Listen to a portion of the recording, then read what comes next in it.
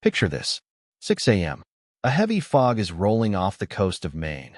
The rhythmic slapping of water against the hull creating a monotone but soothing melody, mixing with that diesel and kelp smell that means home to any sailor.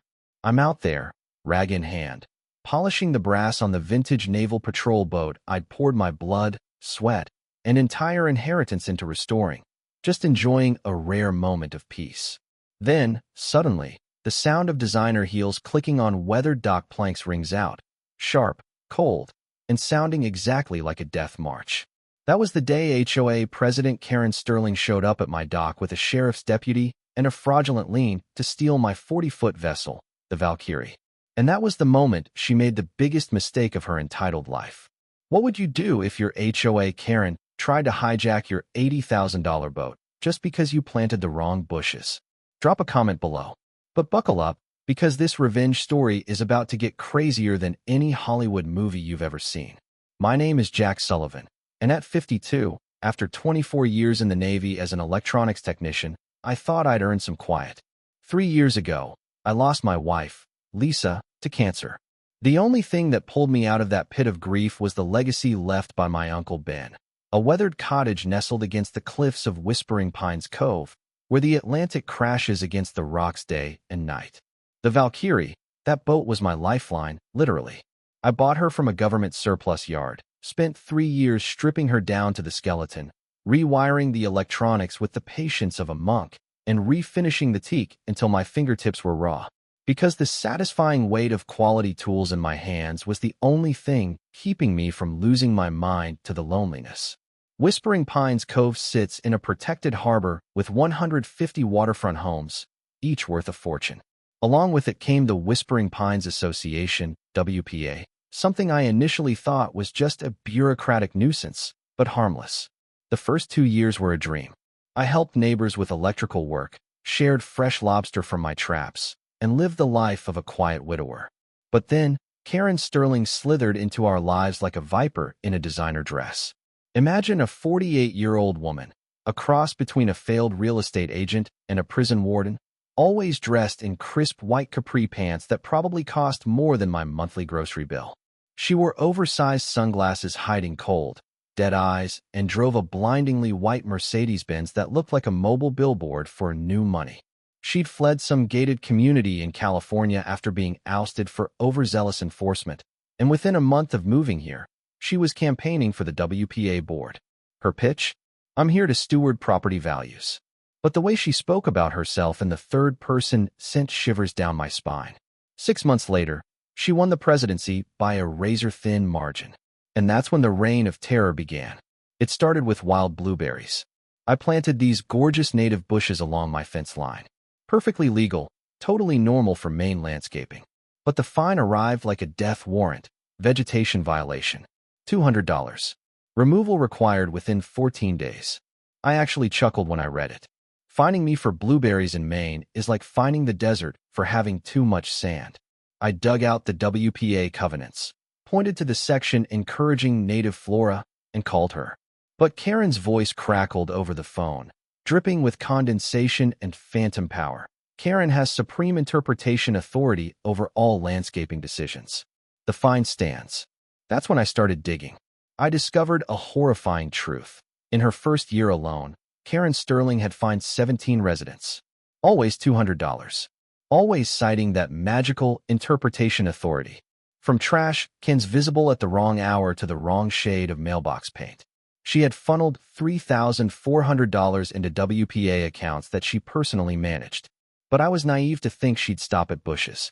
3 weeks later, Karen discovered her true calling, modern-day piracy. She marched down my dock, heels clacking menacingly, ran her blood-red fingernails along my freshly painted rail like she was checking for dust, and slapped a notice in my hand. Commercial vessel violation.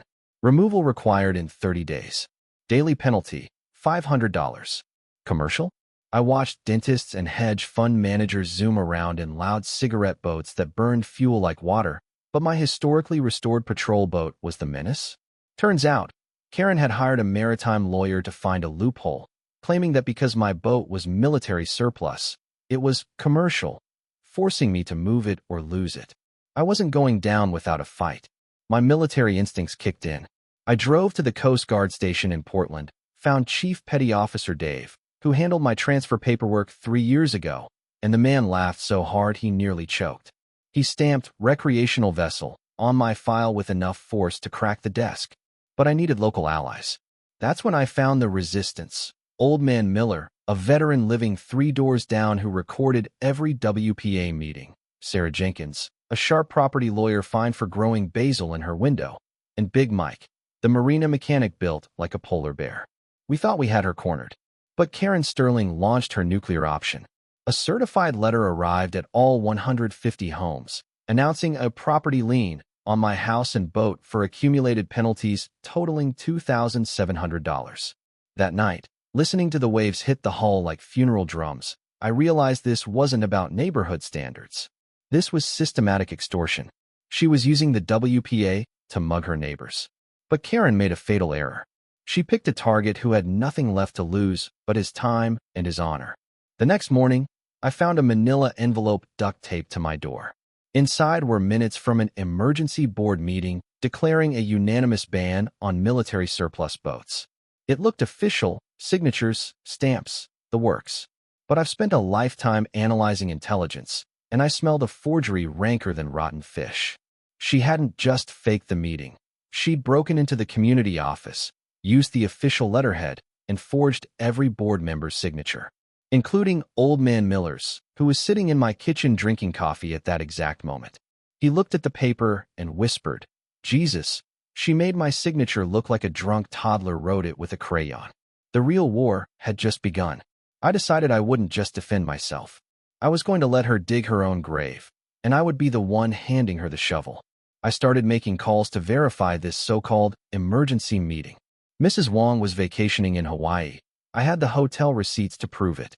Mr. Jones was in Boston sitting vigil at his dying father's bedside. And Mrs. Davis laughed so hard she choked on her tea when she saw her forged signature.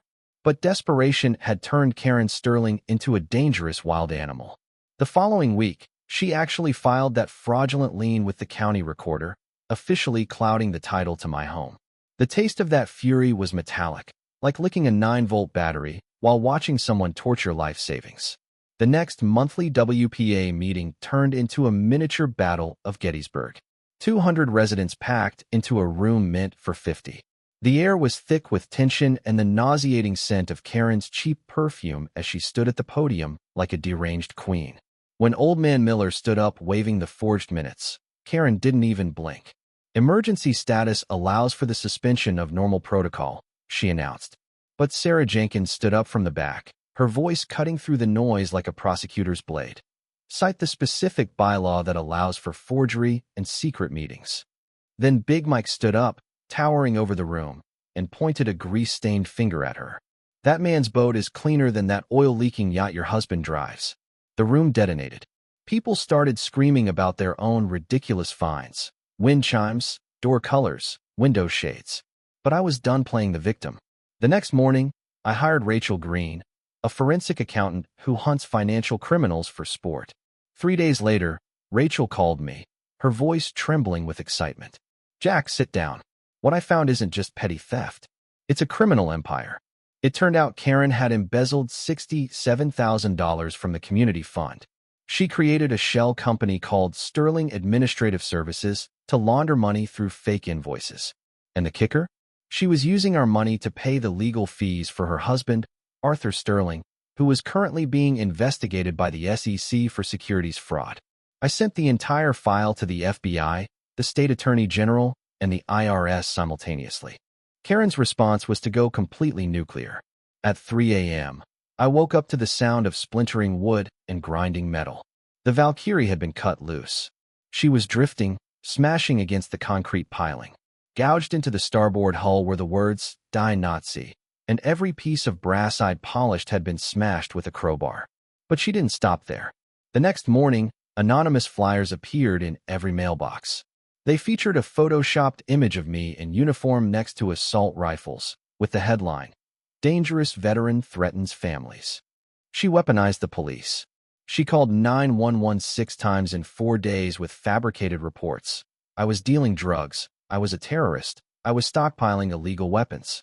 Sheriff Brody, exhausted by her delusions, finally told me, either you're the worst terrorist in the world, or someone is using my department as a personal harassment service.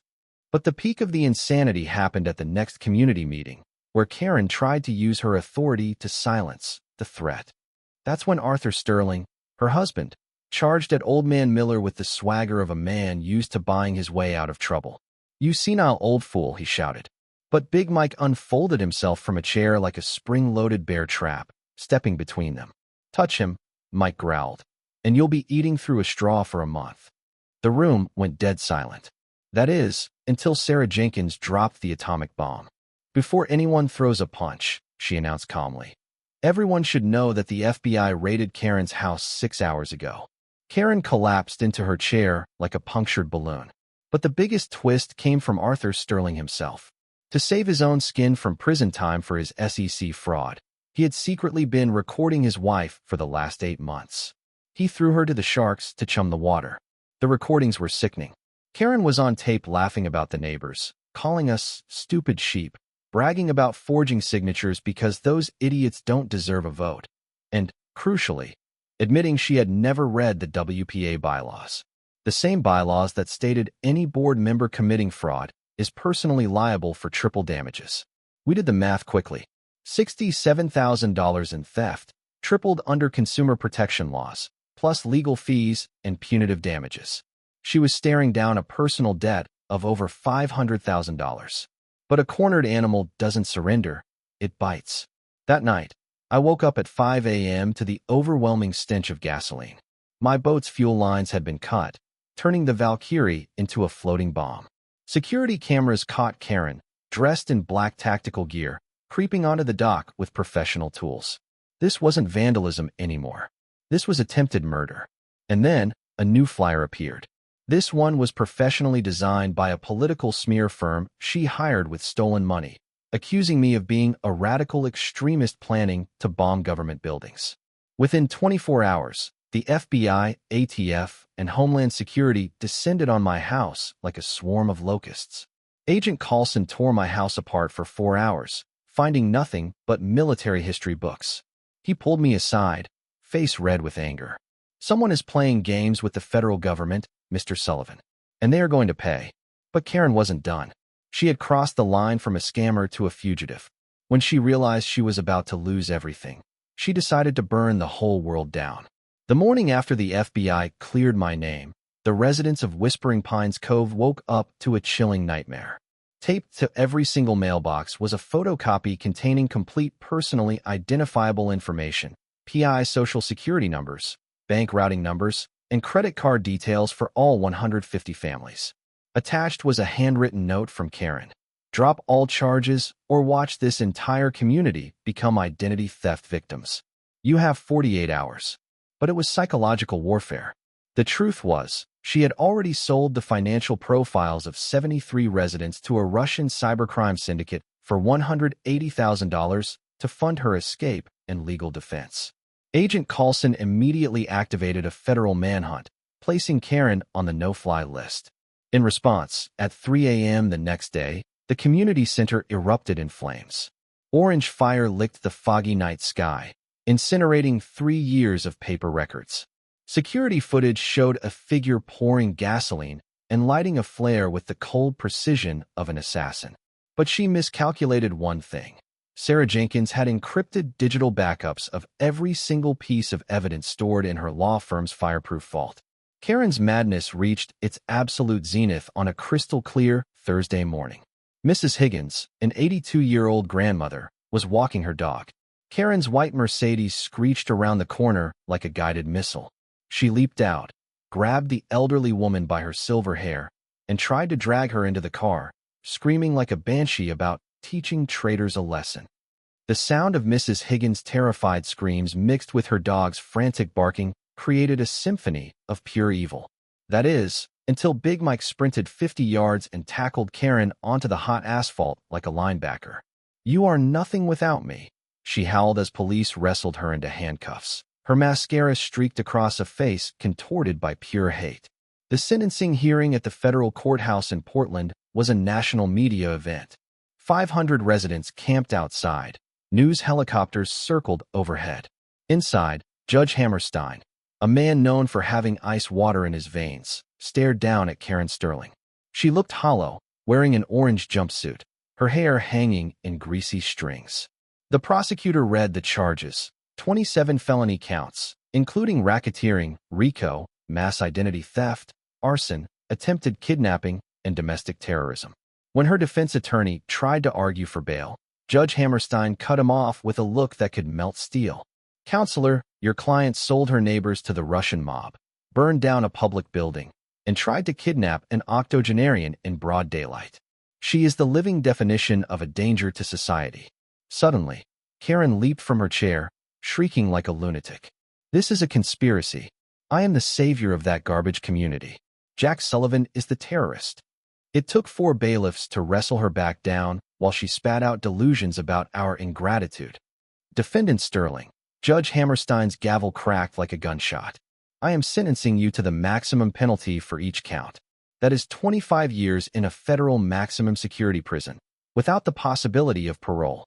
And by the way, power without accountability is just organized crime."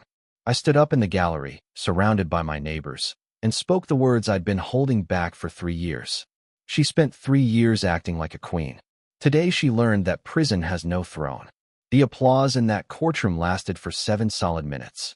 6 months later, Karen's empire was dust. Her waterfront mansion was seized and sold at auction. That white Mercedes is now a sheriff's patrol car. The $1.2 million judgment was distributed among the victims. Arthur Sterling was arrested in the Cayman Islands 4 months later and is serving 20 years. But the sweetest victory was the resurrection of our home. The WPA was completely reformed with total transparency. Old Man Miller is the new president, and Mrs. Higgins, fully recovered, founded a statewide watchdog group to monitor HOA abuse. As for me, every morning, I wake up, brew a coffee, and walk down to the dock where the Valkyrie sits, proud and bobbing on the water, her brass shining in the sun. I host free maritime history classes for local kids on the very boat Karen tried to destroy. We fought a monster and we won, not with violence, but with unity and the truth. But this whole ordeal leaves me with a question that keeps me up at night. Why does our society create these little pockets of power where tyrants like Karen can rule for so long unchecked? Are we too apathetic about our own rights until disaster kicks down the front door? And would justice have ever been served if I wasn't a stubborn veteran with the time and training to fight back? Let me know what you think. And don't forget to subscribe, because next week, I'm going to tell you the story of a retired librarian who exposed a $4 million corruption ring in her local school board. The Valkyrie is safe, and so am I. I'll see you in the next one.